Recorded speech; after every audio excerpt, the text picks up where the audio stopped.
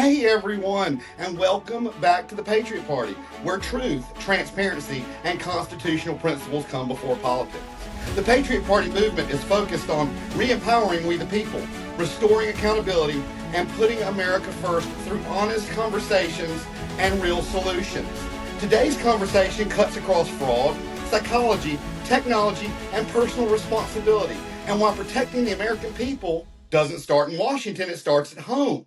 My guest today is Robert Siciliano, a private investigator, certified speaking professional, and founder of Protect Now. He spent over 30 years studying scammers, sociopaths, and the psychological blind spot that criminals exploit to drain Americans of their money, identity, and peace of mind. Robert has appeared hundreds of times on national media, but what sets him apart is this: he doesn't treat security as a tech problem or a government problem. He treats it as a human problem. Robert, welcome to the Patriot Party. Glad to have you. Hey, Matt, thank you so much for being here, man. That introduction was stellar because you've done your research, and it truly, boils down that this is a human problem. Like you get it already, and I'm really looking forward to this podcast.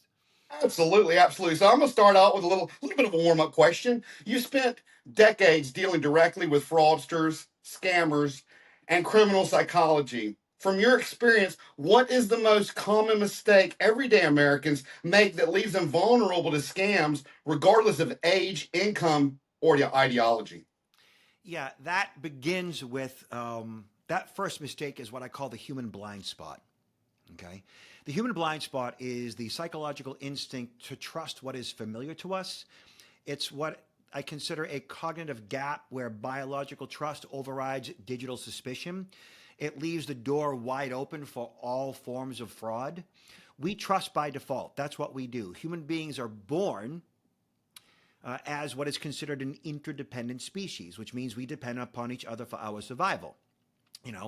We wouldn't survive without, of course, procreation. And to do that, we have to trust that each of us has our best interests in mind. Okay. And so throughout life, throughout the day, all the emails you receive, phone calls you get, text messages, and so forth, the people that you come in contact with, you want to and believe that they have your best interest in mind, and you give them the benefit of the doubt. And so because we trust by default, because of this human blind spot, we don't necessarily look at risk effectively. So the biggest mistake is we're not looking at risk effectively because of that human blind spot. And we just blindly trust, and bad guys know that that's the case, and they use truthful scenarios against us. And so once we understand all of that, and we can discuss all of that, then we begin to put risk in its proper perspective, and we begin to see how we don't effectively engage risk the way that we should, which makes us vulnerable.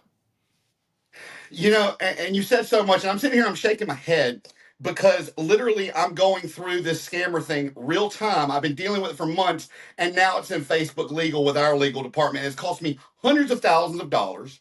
So, and they're so sneaky. You said something about an email. So we're getting ready to launch our Fixing America campaign, where we turned a podcast into healthcare reform with our federal policy producer, where it takes an idea and turns it into legislation that's ready for Washington, D.C.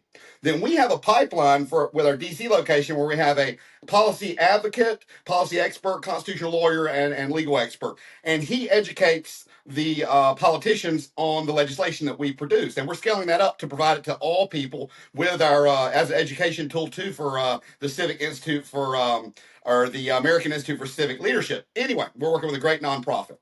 So we launched this campaign, and Facebook is literally half of our marketing media funnel, where we have 0.4 of a cent to 3 cents per quality engagement. That's a share. I mean, you can't get that anywhere. So we count on Facebook. So we launched this campaign, but we're getting ready to launch it that morning, 5 o'clock. I'm getting ready to launch it. It's 3 months ago, over 3 months ago. And I had applied for a badge, a Facebook badge, a verified badge. And I got an email that morning that says, hey, click here to get your badge. And I'm like, oh, well, before we put our advertisement, I'm going to get verified. It was a scam. They immediately got in and started running fraudulent ads. Now I let Facebook know within 2 minutes. I saw this happen like real time, and I let them know. And they put me through this loop, and it's just this whole big to do. And I still don't have access 3 months later. Oh, And I was a certified business to run political, social, financial ads, which is a bunch of red tape with Facebook.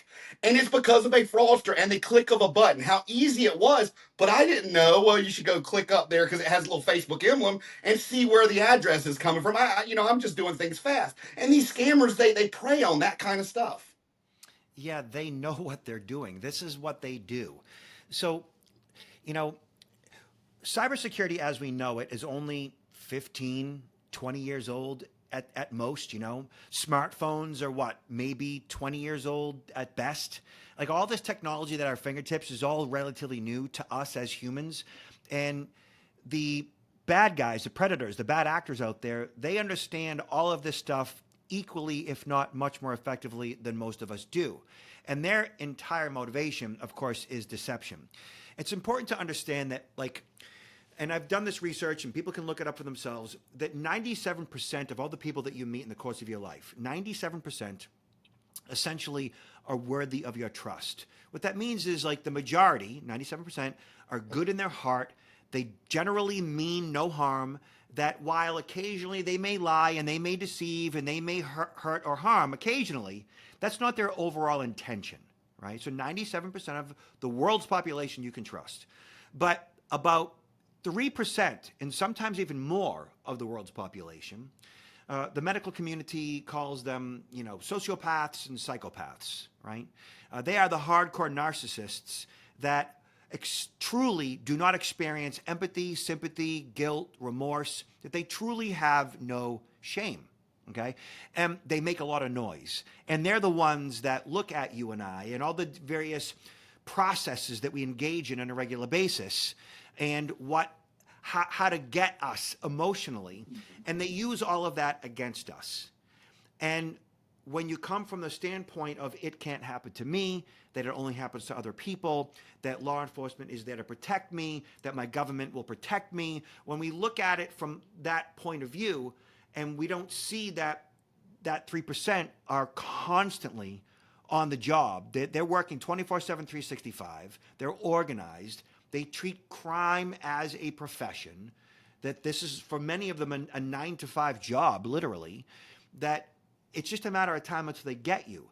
So right now, all of us, every one of us, whether it's walking your dog, in and out of your car in a parking garage, or responding to an email or clicking a link, you need to engage in basic situational awareness. Situational awareness is head on a swivel. You're constantly aware of your surroundings. You know what's going on to the right, to the left. You see what's going on in front of you while you're driving. You're checking your rearview mirror to see, what's going on behind you and as you're walking. But it's not just in your physical environment. It's online. And it's every single action that you take, every step that you make, every link that you click, you really truly need to know what's going on.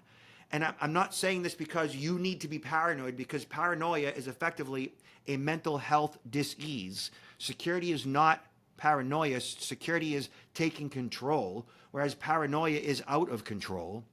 Security is about situational awareness. It's paying attention. It's thinking things through. It's being thoughtful. It's not being in such a hurry. And in your case, it's brilliant what they did. It's brilliant. It's awful, but it's awesome what they did. It's awesome. Awesome not necessarily being a good thing, but it's awesome. You know what I mean? It's bad.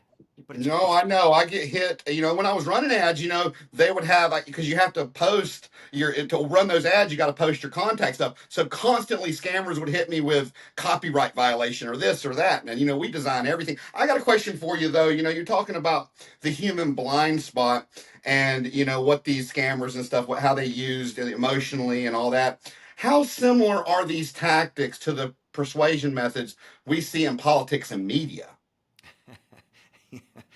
Yeah. So, if you don't mind, I am going to actually do a quick search for define misinformation. Okay. Oh God. Okay. So, uh, misinformation is false or inaccurate information, getting facts wrong. Disinformation is false information, which is deliberately intended to mislead. Okay.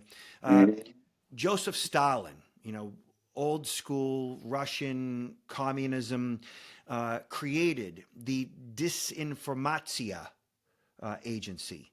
And disinformatsia was created by Joseph Stalin. He created the entire language around disinformation, misinformation. And he did that truly so that he would divide the people. He would divide them in such a way where the ultimate goal of misinformation, disinformation is don't trust them, trust me, because I'm the only one that's going to provide you with the correct information so that your life will be good. Their information is designed to hurt you. So misinformation and disinformation today is organized. It's perfect. It's done with research and researchers, and it's using all the tools that are at our fingertip, email and phone calls and text messages, and then it's using artificial intelligence. And it's never been more effective or more perfect. And we've seen it rolled out, not just in U.S. elections. We've seen it rolled out in other countries prior to it being rolled out in U.S. elections for decades. And now in the U.S., we're using that at a very high level. You touched you touched on a couple things. One thing before we go is, you said about Stalin, but it may not have been called this back then, but one part of the two biggest things that caused the collapse of Rome, which is the longest republic, was mainstream media, or what it was, propaganda mills, rumor mills, all that stuff, which was misinformation back then, and then political corruption as well. So maybe, like, technically he invented it, but they were using that, way back when, and it has become very proficient, and that's why we are huge advocates of responsible AI use. If you're trying to make AI make the final decision and take people's jobs instead of enhance people, instead of an assistant to the person, and the person makes the final decision, then to us, you are misusing AI and hitting and missing the mark and exploring into dangerous territory. I mean, I was just reading an article, and it was talking about this guy who's developed the code that all these companies are using to create virtual assistants and do all this stuff. And he's in Australia. So it's this AI code to take people's jobs. Well, these AI bots have their own social media platform. They're going to millions of them, and they're talking about creating their own language, and the guy that created them, their own religion and everything. I'm like, when these things start thinking independently, this is irresponsible use. This is Terminator. We don't want this. Yeah, yeah. There's never been a time in human history where technology has the edge on us to a degree, or at least has the potential to have the edge on us. One could argue that human use of nukes could be an argument, back, over the past, since the Cold War, is that technology has an edge on us, or human use of it. Now with artificial intelligence and disinformation, misinformation, deep fakes, and voice cloning, that is, like an AR-15 that's being used, as a weapon of war, used at a school. Right, it's misuse of technologies that are available to you that are perfectly fine when they serve their purpose, but awful when they're used by some that abuse it. But that's with anything. Look at Tylenol. You take a couple, your headache or your pain goes away. You take a bottle, your liver shuts down and you die. So, anything in what it's supposed to be used as, that's why we're big advocates for this responsible AI use. But, the thing is with the media is they've got everybody so scared, and they're going to highlight the super criminals, not the superheroes that are made with AI, and that's what we have to use to combat these, we'll call them super villains. We talked like 97% versus 3%. 97% are good, 3% are bad, right? Mm-hmm. The majority of the media, what they provide you and I in order to get clicks, to get likes, to get views, And I've done hundreds of television shows over the course of my career. So I understand how this all works because I'm the guy they bring on in the 6 o'clock news to talk about, the latest data breach or the home invasion that occurred in the neighborhood or, the latest technology that's there to invade your privacy. And they say if it bleeds, it leads. Okay? Does it mean it leads the top of the hour? And I'm the guy that talks about those stories. Now, even when I'm talking about those stories, my motivation is not to engage the learner in fear or worry. My entire motivation in my live sessions, online, in person, is to engage the learner in empowerment, to get them to understand, okay, these in fact are the risks. Okay, but and the perspective on these risks is it's unlikely to happen to you, which is true with most issues, whether it's a car accident or a physical assault or identity being stolen. Like it's kind of unlikely, but there's a possibility. And so, and in that possibility, the smart thing to do is to put that seatbelt on. It's to engage in identity theft protection, or better, what's called the credit freeze. It's to not just lock your doors, it's to have that home security system. So when you're watching all of these various news programs in the media who's trying to, scare the heck out of you, try to do your best to get out of whatever that story is as, okay, how does this pertain to me? And what are the actual learning objectives here? What are the talking points that ultimately pertain to me where I am in my life that can make me more effective in mitigating that risk for myself, for my loved ones, for my business, and try to rise above that noise. I do think that the majority of what the media does in regards to exposing risk and social justice issues, that the root of that motivation is to make money, but the stories in which they tell and what they bring to the table and what floats to the top, I think that there's valuable lessons in all of that, and I think it's important for us as thinking humans, thinking men and women, well thought out humans that look at things objectively with perspective, kind of like what you're all about, and we just kind of filter out the noise. I think there's value in all of that. Absolutely. And you said something a minute ago that kind of goes with the old saying I always say, an ounce of prevention is better than a pound of cure. It's better to take a minute or two to make sure you don't have to try to take hours or days or whatever, and it affects your credit and everything. And so it's always better to be proactive than reactive. But you were talking about the media, and I learned something a couple of months ago, and I didn't realize this. The people that film and photograph and all the things that they film, the things that are going on, they'll cut it into clips and sell the different clips to the different media outlets depending on the part of the clip and does it go with their agenda.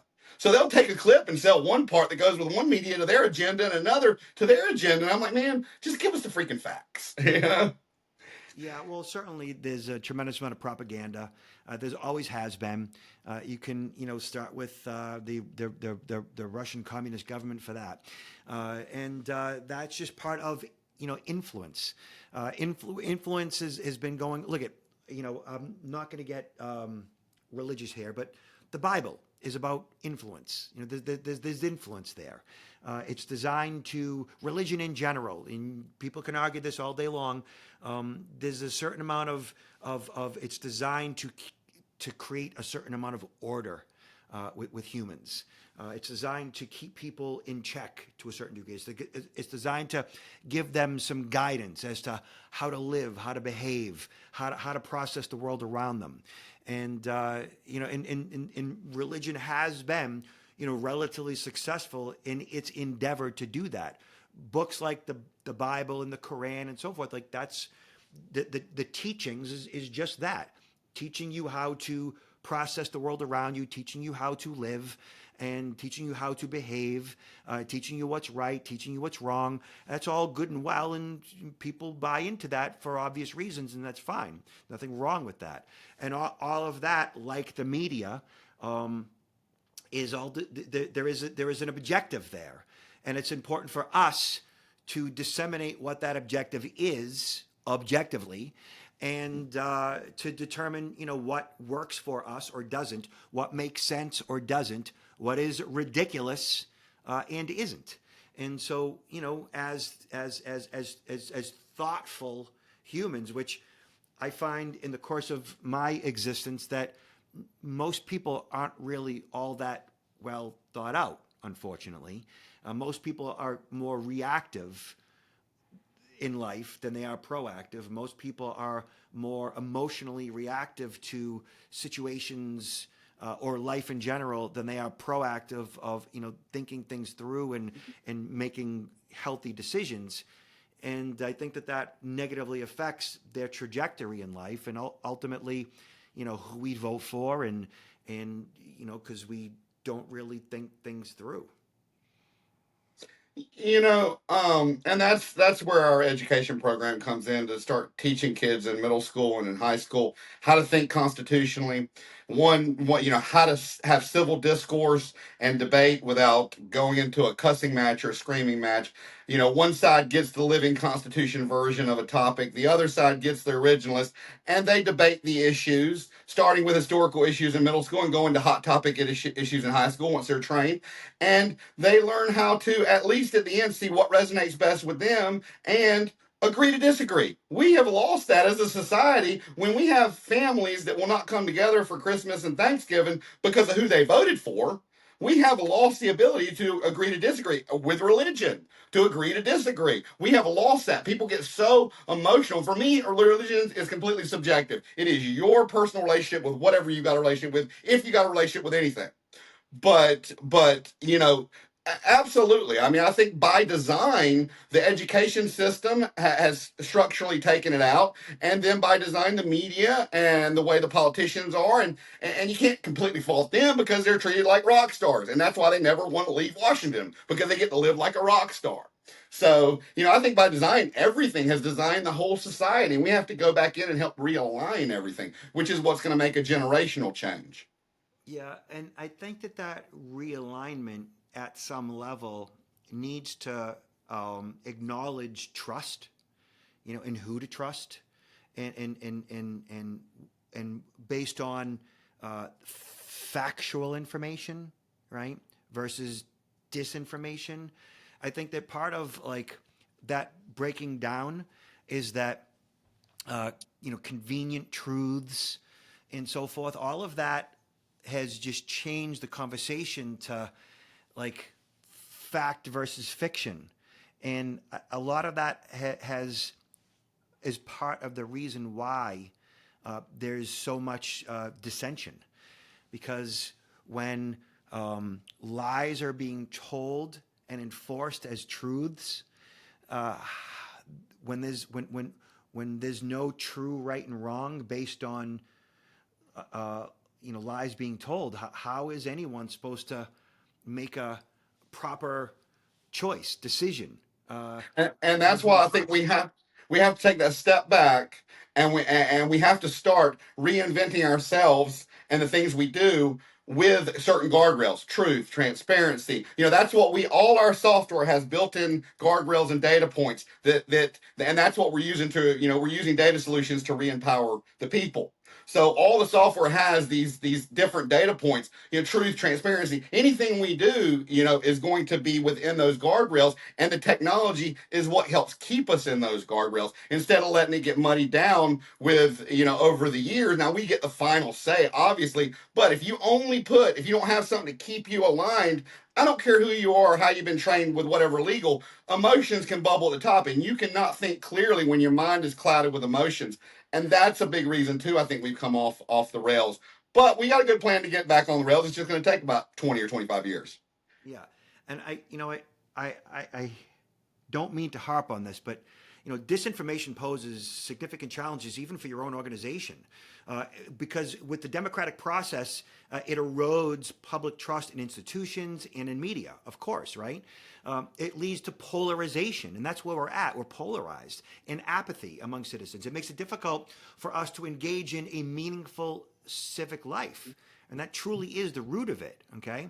Addressing disinformation requires a multifaceted approach that includes enhancing media literacy and fostering critical thinking. Like you said, get back to Us. That's in our program, yeah, in our education. We got a media literacy part in there. We just worked with, so we built the program, and then we just got it completely aligned with Louisiana standards. I'm here in Louisiana. We worked with a middle school civics, my daughter's middle school civics educator. She helped align what we had completely with Louisiana standards in middle school. We just finished with the high school. We're doing final review, and they're going to be able to use it as supplemental curriculum because it aligns completely before full parish adoption.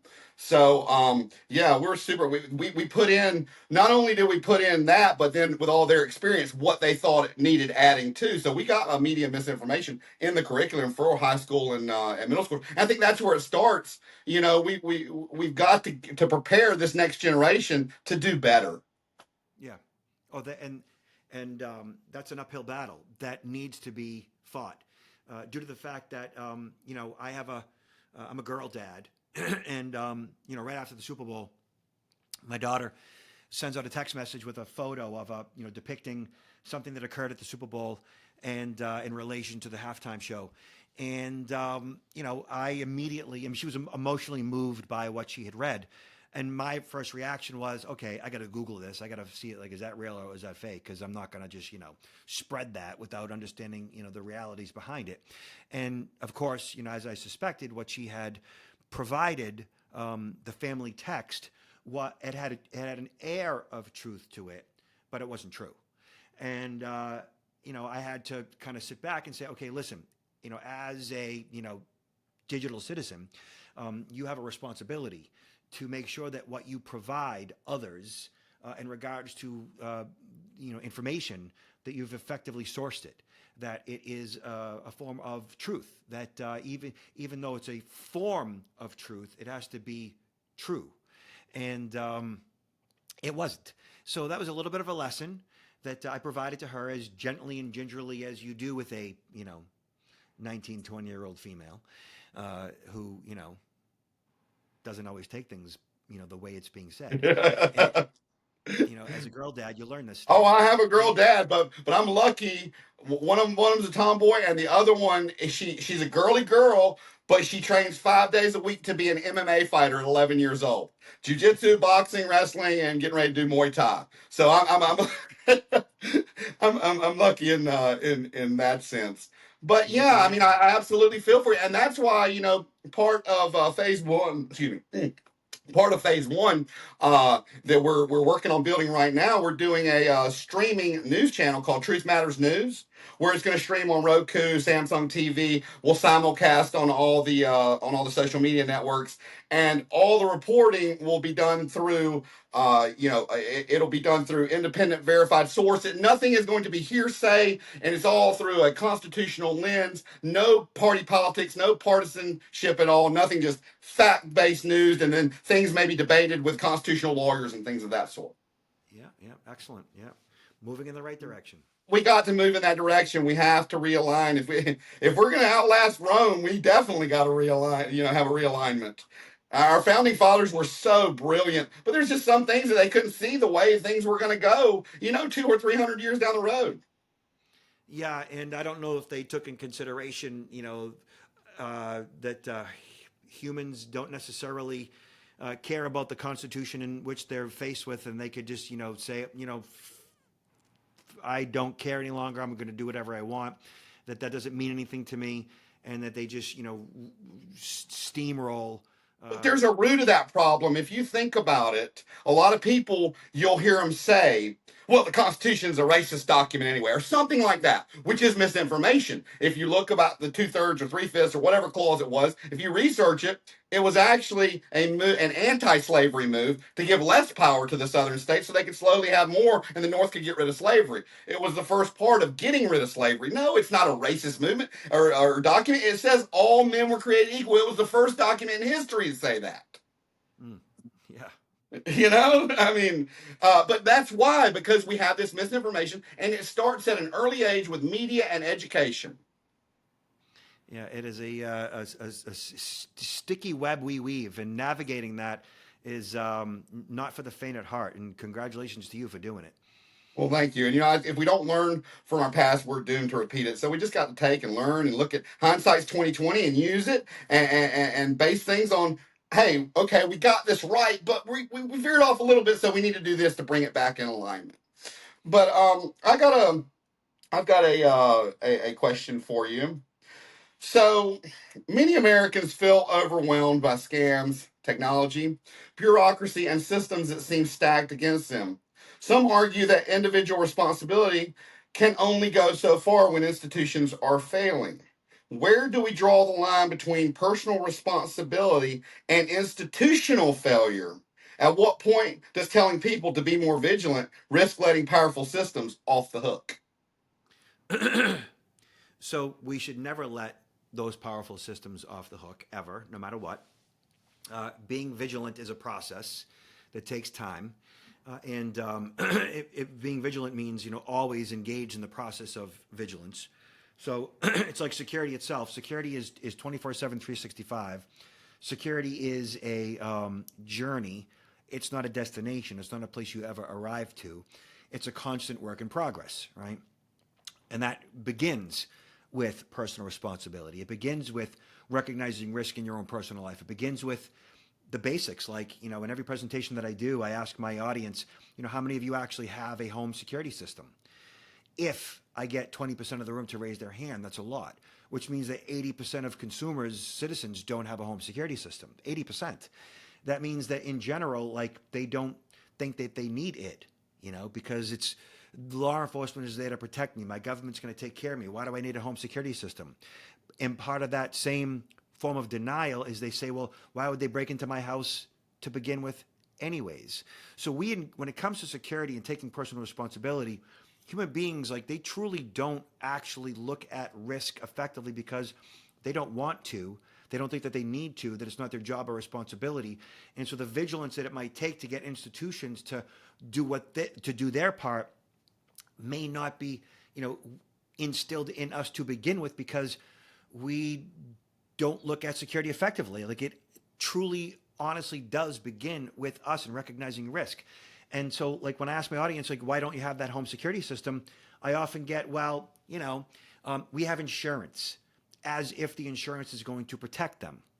And then I hear, well, we don't have a home security system because my husband says if they're going to break in, they're going to break in. There's not much we can do. So they engage in fatalism, which is what a lot of people do. They just throw their hands up in the air. But truly, what I hear the most, and I think that this has a lot to do with what you're trying to accomplish, is that when people say that they don't have a home security system, they say, well, I don't want to live like that. And what they're truly saying is, I don't want to have to think about risk. I don't want to have to think about bad actors. I don't want to have to think about somebody breaking into my house. I don't want to walk in my door every day and have to disable a keypad as a constant reminder that there are predators out there. And then what they're saying is, I would truly rather function in denial that it can't happen to me. And denial is one of those, facets of human psychology that I think that we all engage in on a regular basis. And we engage in denial because it helps us to avoid anxiety. Nobody wants anxiety. And what's going on out in the world today is a constant, like, the world is on fire, and there's constant anxiety. And so if you're constantly feeling anxiety, then you're going to constantly try to absorb, you're going to constantly try to function in denial, because anxiety also means, denial means avoiding threats. It means avoiding anxiety. It means avoiding the thought of danger. And so I think many of us are in autopilot, in denial regarding our own issues, in order to, address the institutions. Like, that just seems too overwhelming, and we just kind of shut down there too. And I think that unless we start getting back to the absolute basics of empowering ourselves, engaging in, a thought process that means taking personal responsibility first for me in my own life, with my health, with my diet, with my basic routines that, mean better, happy, healthier families, and engaging in basic processes like security, protecting my own identity, protecting my home, right? And then from there, everything else, self-actualization, love and belongingness, engaging in the institutions that may be, disinforming us. All of that can be done much more effectively when we're taking care of ourselves first. I think part of the problem too, though, is we are literally in the information age. We are every day just get piles and piles of information. I mean, can you imagine? You said it yourself. You said it's like the world's on fire. Can you imagine if we had the same kind of systems in place we do now for communications back during the Spanish Inquisitions or the Native Americans or anything that was going on in history, the cowboy days when they walk in and shoot up a saloon for nothing? Can you imagine what it would look? The world would really look like it was on fire. I think it's just we got so much information, and a lot of times we just knee jerk everything, and it's those echo chambers and emotional responses, and we just have to take a step back and critically think and fact check some things and say, okay, we're going to take this with a grain of salt, which is what it is, because they're literally trying to get us to click and view and do this and get these emotional responses, and they're not appropriate for what it is. Yeah, I think that's an important point you bring up due to the fact that humans are not designed to consume as much information as we are. We're not designed for the 24-hour news cycle, which has been going on since the late 90s. And then from there, we're not designed to be woken up at 3 a.m. with a ding on our phone that's alerting us to a tragic incident that happened in Dubuque, Iowa. You know, that, like I'll sleep without my phone. yeah, why do I need to know about that at 3 a.m.? And on top of all of that, we're truly not designed to instantaneously, watch a video of a man being shot in the neck and blood just squirting out of the side of his body, Yes. while we're having dinner. And when your 14-year-old daughter tells you about it before you learn about it, that truly means that things are flipped on their head. Everything's on its head. We've got to, well, actually, we got to flip it on its head. It's upside down right now. So I got another question for you. I know we said something about people not wanting the risk and all that because of they're not having security systems and stuff, but it is a risk question. I think it can help some people. If someone listening right now wanted meaningfully reduce their risk, not in theory, but in practice, what are three behavioral changes that provide the biggest security payoff? No apps, no products, just habits and mindset. Yeah, so look at security as a form of putting on your seatbelt. You put your seatbelt on because you know it's the smart thing to do. It's there for you, to get you control to reduce that risk. So just putting on that seatbelt every day, which pretty much all of us do at this point due to the fact that the car won't stop dinging at you unless you do, look at that as a form of risk reduction. And then from there, basic stuff like for free, you can get a credit freeze. And a credit freeze does not require a credit card. It requires you going to the 3 credit bureaus and essentially setting up an account and freezing your credit. All right. It's a free thing that you can do. It doesn't require a monthly subscription. And that basically makes it impossible for a lender to check your credit because when they go to do so, they're barred from doing so because they can't see your credit scores. They don't know what their risk is. And therefore, that identity thief that gets that tries to get a credit card under your name can't. Okay. So credit freeze is like the easiest thing that you can do right now to reduce that risk. All right. So seatbelt just as a constant reminder of basic security 101. Credit freeze as a tool to protect your identity. And then from there, like the easiest thing that everybody can do right now to kind of like get their feet wet, so to speak, in regards to basic cybersecurity 101 stuff is to adopt a password manager. And I know like this may not exactly answer your question, but like a password manager you can get for free. Okay, it's a tool. It's a time management tool. It's a privacy tool. It's a security tool, right? So a password manager that you can get for free allows you, it facilitates the process of setting up a different passcode for each account.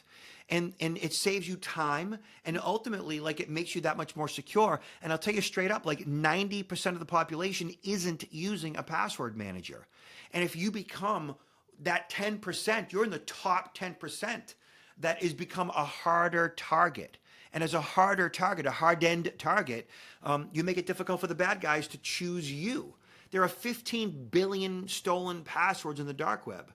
And if you use a password manager, the passwords that the password manager creates aren't found on the dark web to the degree that the rest of us who are using the same passcode across a multiple account are. Okay. Okay. And you can put on like what, the two-factor identification where it comes to your phone or an email. You can do stuff like that too, right? Yeah, so that was four. Oh no, I So, know. I just so I yeah, know, I two. just add my 2 cents in. Yeah, perfect. Just being respectful of your time. Point made. So two-factor authentication. When I get in front of my live audiences, I ask them, "How many of you have two-factor authentication?" If if I get 20% of the room to raise their hand, that's a lot. So most people aren't using two-factor authentication, which you should. So two-factor is that additional layer of protection that you log in, username, passcode, and then you get a text message to your phone with that one-time login that the bad guy would need to have your phone in their possession in order to get in. So even if the bad guy has your email address as a username, even if they have your passcode that they found on the dark web, they need your mobile phone to get into your account. So password manager, changing up your passcodes, another layer of protection, enable two-factor authentication for everything. So what does that entail? It means going to Google and searching Yahoo, two-factor authentication.